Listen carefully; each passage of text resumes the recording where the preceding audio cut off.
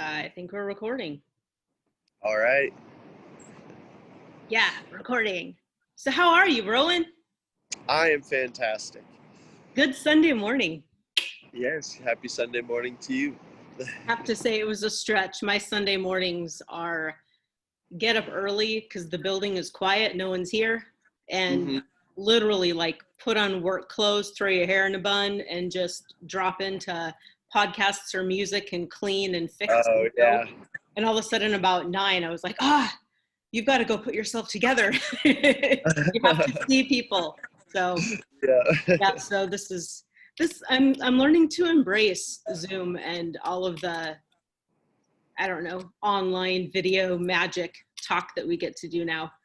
Yeah, it's different and it's not quite the same as, meeting in person, but it allows stuff like this. So, Yeah, and I think after a while, when you get comfortable enough with the format and you aren't worried about watching yourself or what does everyone think, yeah. you drop into the conversation and it's pretty fulfilling. So, Yeah. okay, so I see the ocean behind you. I'm Yeah. Let super me see if I jealous. can get out of frame. There's my Oh, tent. where are you right now? So I am in, uh, you'll have to excuse me because I'm awful with pronouncing these names. No I'm worries. in Kalalik Beach, the south beach of Kalalik. It's part of the Olympic National Park still, but right on the Pacific Ocean. And this is kind of the most southern point of it as well. So how did you decide this is where you need to be on the ocean and this is where you were going to camp last night? Um, all just kind of by a matter of chance, honestly. So for the past week, since last Monday, Okay. so yeah, about 6 days ago, I rode into Forks, Washington, and I got caught in a rainstorm the night before, and the forecast was heavy, heavy rainstorms and thunderstorms even for the next like 5 days. And so I was kind of panicking. I didn't want to be camping out someplace for that long, especially with all the wind and rain out in the woods. That's just never a good idea. No.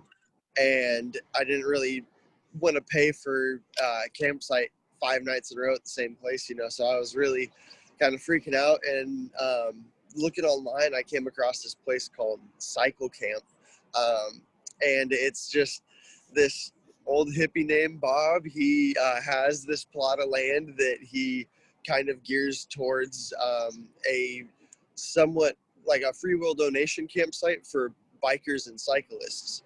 And Awesome. so I went there and kind of explained my situation to him, and we worked out a deal where I was able to stay with him on his property in a actual shelter, not just a tent, for about 4 days. And I would just kind of help him with chores around his property. And so I was able to stay for free and just do a little bit of work. And I was able to shelter from the storm. And then, uh, let's see, Friday. Yeah, Friday. We had a sunny break in the day. So I was able to ride down. I was just 4 miles from the ocean that whole time. So I Awesome. rode, and I was actually on the road that led to the ocean even, and I didn't realize that. So I Perfect. rode about 4 miles down to Rialto Beach and was able to, witness the Pacific Ocean for the first time, and it was so perfect. You came down this road and then up this giant berm, and right when you get to the top, the waves are just right there crashing, and there's all these just magnificent rock formations. And I was able to do it's only about like a 2.5 mile hike, but you go down the beach the whole time and get to what's called Split Rock and Hole in the Wall, and Awesome. they are exactly what they sound like, just these giant formations. One of them is a split rock and one is a little hole in the wall that you can walk through if the tide is low enough. I had to kind of scale the wall a little bit, but I was able to get through the hole and see some sea otters out there. And so that was just an incredible day to officially make it to the water. Yeah. And yesterday, it was a little bit rainy in the morning, and the forecast said it would be spotty rain, and I was just getting so antsy. I decided I was just going to try and risk it and ride as far as I could. I left at about 12:30, and so I only made it about 50 miles before the sun started to go down. But I ended up right here and was able to set up on the beach and watch the sunset, and it was a very beautiful moment. Awesome. Yeah. Do you remember the very first time you saw the ocean? Like on this trip or just in general? Just in general. Oh yeah, definitely. It was the 8th grade Florida trip. Yeah. The middle school goes on each year. Yeah. Awesome. We went down there and I saw the ocean for the first time, but I was probably 13 years old, 12 years Yeah. old. So, yeah, it's still a very vivid memory. And I've seen it a few times since then, both the Atlantic and the Pacific. Um, but it never gets old. It Oh still no. just blows my mind every time I see it, and how vast it is and how powerful you can see just in the waves. And it's incredible. It's mesmerizing. I mean, Yeah. I think there's so many of those earth elements, whether it's wind or fire or rain or the ocean, any of that. There's just a lull and a rhythm that comes into it. And once you Hmm. lock into that, you can just go somewhere else for quite a while. And when you come back, you feel good. Yeah, definitely. Like Yeah. watching the campfire, watching the ocean waves roll in, Yep. and yeah, I it's remember the first time I saw the ocean, and no offense to flat earthers, I thought to myself, the earth is round because you walk yeah, out and you look up and you can just see it go over. And I thought, yeah, yeah. yeah, the earth is round. So again, no offense to those who don't agree, but I, I was pretty amazed at the fact that I wasn't looking out at an ocean like you look out at a lake. I was looking Hmm. up at the ocean. It was pretty Yeah. cool. And last night too, watching the sunset, it was amazing. That was the first time I ever actually saw the sun, go beneath the horizon, not just behind the trees or the hills or something, Yeah, and I was amazed that once it, started to hit the horizon, you can actually watch it drop and see it falling. And it was, there's a little bit of clouds, but I could watch it and it didn't hurt my eyes. At least I don't know if it was very good for them, but right. it was amazing just seeing it actually drop, and then just that little last sliver slowly disappear was very beautiful.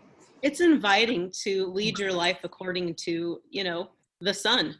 So many of us live according to our light bulbs, which probably makes us crazy. If you could Yeah, just fall asleep when the sun sets, wake up when the sun rises, I yeah, think all of us would be happier. It'd be really relaxing, but mhm, eh, it's how we are. yeah. Definitely noticed that since doing this and spending so much time outside, I have fallen into that. Was it the natural circadian rhythm? Yep. And yeah, when I have stayed with friends in their houses or in a hotel a couple nights, having those lights on, I do kind of feel that weird difference. Like the sun's down, and usually I know I'm in bed, and it's only 8:30, which is early for a lot of people. But Yeah. and then sleeping it, and I wake up and it's 8:30, and it's still pitch black in the room, and not 5:30 or 6 when the sun rises when I usually wake up. And It's, it definitely is a lot more peaceful, kind of just rising and falling with the sun and not having yeah. an alarm clock.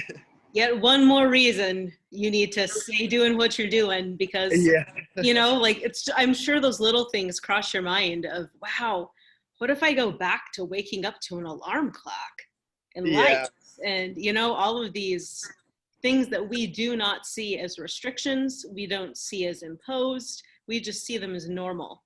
But I would hmm, assume once you're away from them long enough, there's a completely different perspective on them. definitely.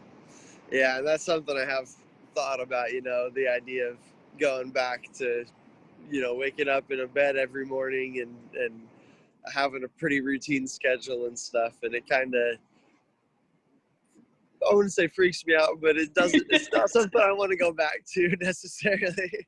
Well, and I'm not going to lie, every time when you texted last night that we could try and talk today, I was watching your video thinking, man, I got to free my time up. I need, because I'm a road tripper. Like, I Yeah, love hopping in my car and just going. I can drive and drive. I'm cool by myself.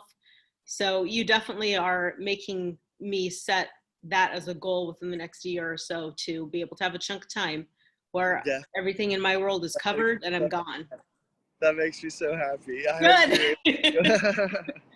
So I was going to ask you, you've traveled from corn to water Yeah, during a time where half of our, a third of our country seems to be on fire, literally. And then politically, the whole country's on fire.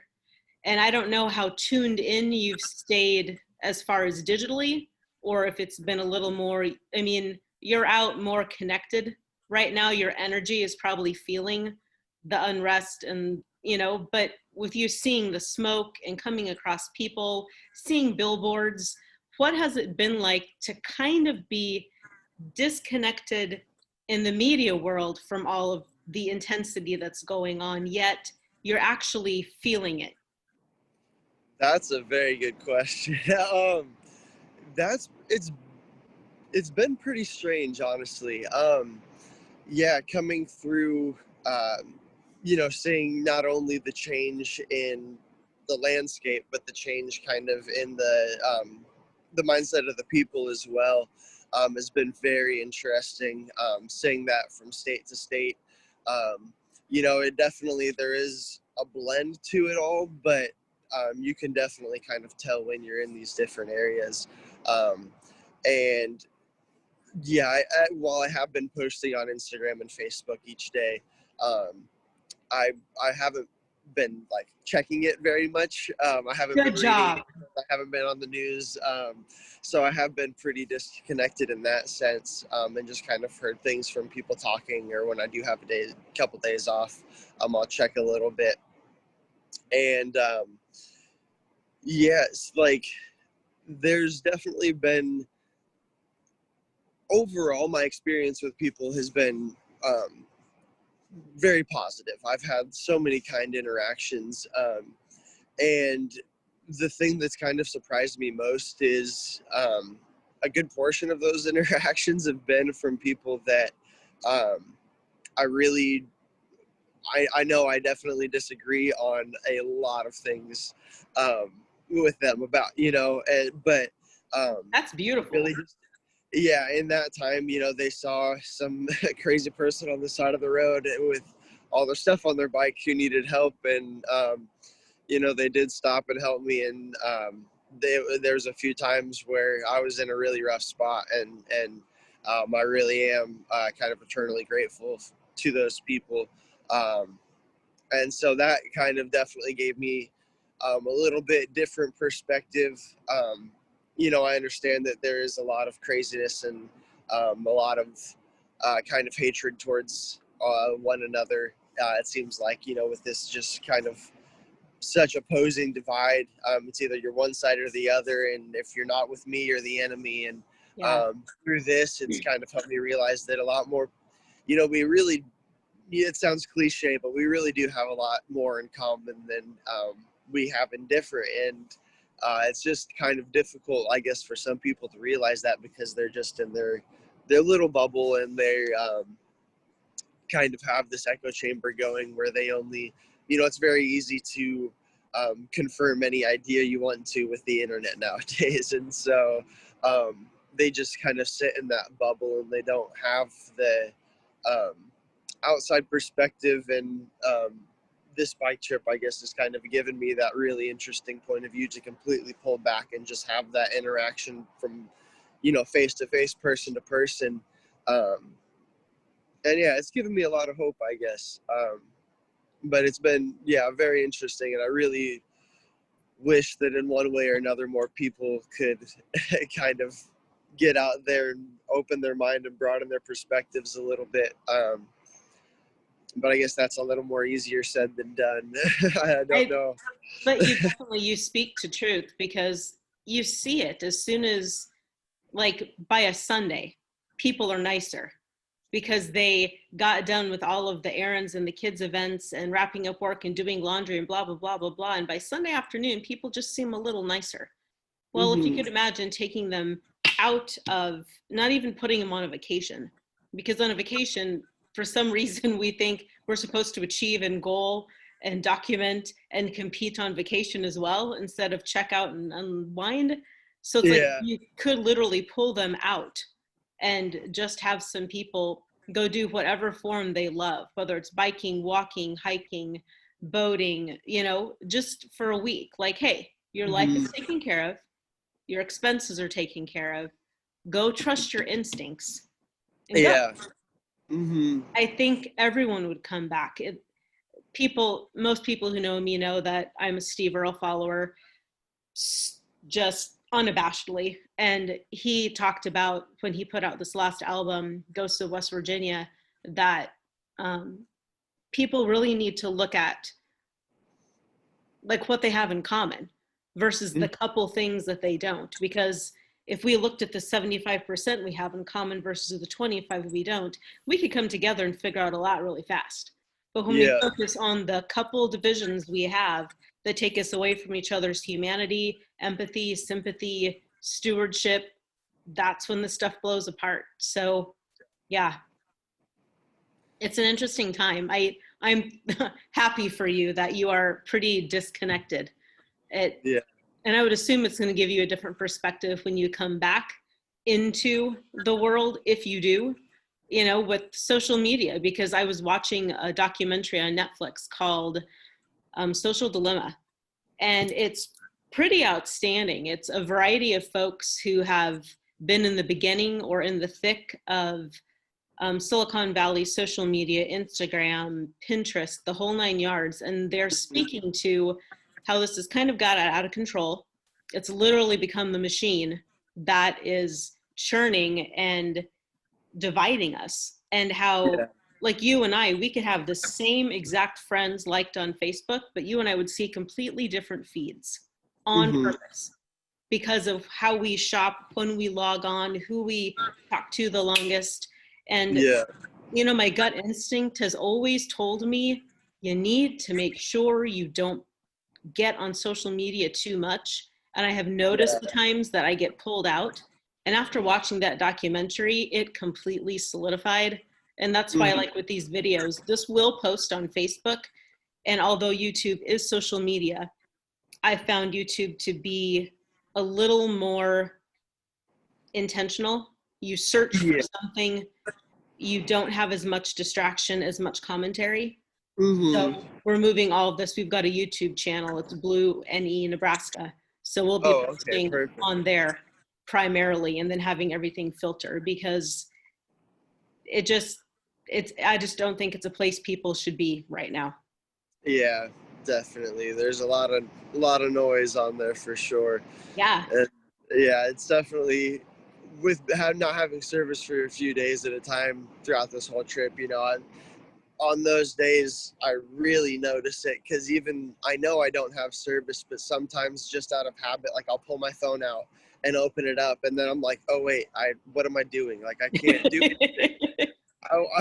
Like there's no reason for me to be on this right now, but it's just such a habitual motion. Yeah. Pull out the phone, check it, swipe through, and yeah, it's such a time-consuming, mindless thing. And I try and be mindful with what I am looking at on social media, and know the accounts that I follow, try and have it be positive and educational and inspiring in one way or another. But even then, it's easy definitely to get lost in it.